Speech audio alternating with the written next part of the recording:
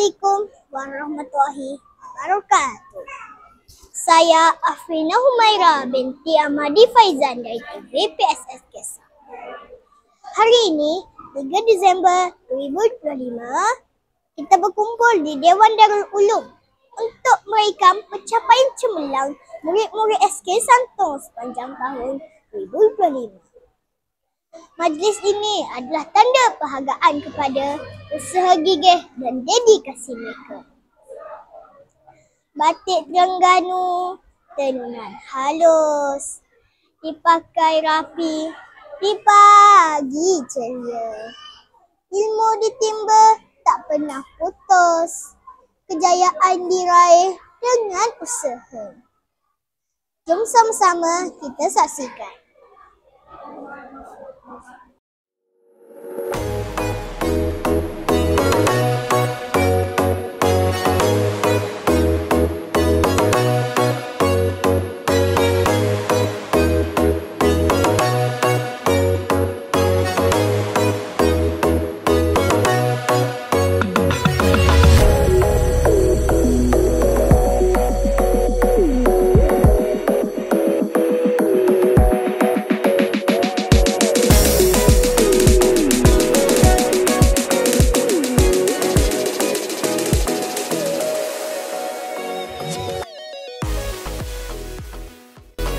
Bersama saya, Alia Nabila binti Ahmad Faizal, menerima anugerah tokoh kurikulum pada tahun ini.